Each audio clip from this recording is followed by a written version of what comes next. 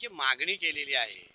पण शेवटी कोकणातला हापूस आंबा हा ब्रँडच वेगळा आहे. मागण्या कोणी करू शकतं, मागण्या कोणी करू शकतं. मागणीमध्ये काय करण्यामध्ये काय हरकत नाहीये. त्यांनी त्यांची मागणी करावी. शेवटी आमच्या कोकणाच्या हापूसाची बाजू किती भक्कम आहे आणि कुठे कुठे लावून धरायचंय यासाठी आम्ही सगळेजण सक्षम आहोत ना. केंद्रामध्ये सन्मान्य राणे साहेब आहेत, सन्मान्य सुनील तटकरे साहेब खासदार म्हणून आहेत. आम्ही सगळेचे सगळे लोकप्रतिनिधी आहोत, महायुतीचे मंत्री आहोत. आम्ही सगळ्या ताकदीने आमच्या हापूस आंब्याच्या मागे उभे आहोत. तुम्ही निश्चिंत राहा.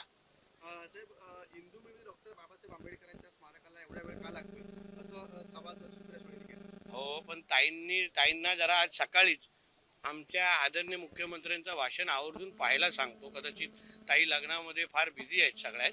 त्यांनी थोडा वेळ काढून आमच्या आदरणीय मुख्यमंत्र्यांचं आज सकाळचंच अगर भाषण बघितलं तर निश्चितपणे त्यांना कळेल की किती लवकरच आपला तो प्रकल्प कसा पूर्ण होतो हे त्यांना अंदाज येईल. तपोवनमध्ये ऋषीदोरच्या विरोधात मनसेचा आंदोलन. हो, आता मनसेना काय, हिंदू द्वेषांच्या बरोबर खांद्याला खांदा लावून काम करणारे आता मनसेना नावाचा एक पक्ष तयार होतोय.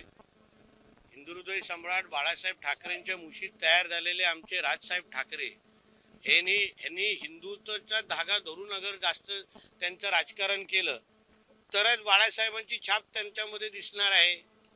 बाळासाहेबांच्या विचाराचा वारसा ज्यांनी ज्यांनी सोडला किंवा हिंदुत्वाशी जे जे लांब गेले त्यांची काय अवस्था झालेली आहे हे त्यांनी त्यांच्या घरातच पाहावं ना. आज उद्धव ठाकरेचं पतन किंवा उद्धव ठाकरेचा जो पक्षाची जी काय अवस्था झालेली आहे उभाटा नावाची, ती हिंदुत्व सोडल्यामुळेच आहे. हिंदुत्वाचा लांब जो गेलाय ना तो संपलेला आहे. ह्याचा बोध आदरणीय राजसाहेबांनी घ्यावा. सर, बंगाल में नई बाबरी मस्जिद बनाने का मामला सामने आ रहा है. आज बाबरी का शिलान्यास कर रहे हुमायूं कबीर जो टीएमसी के नेता है. ऐसा है ना, बंगाल हो या हमारा ये भारत देश ये हिंदू राष्ट्र है और बंगाल में हो या सभी राज्यों में जहाँ जहाँ भी हमारा हिंदू रहता है वो कहीं पे भी इस तरीके की जिहादी मानसिकता के जो लोग हैं उनको कभी भी सहन करेगा नहीं.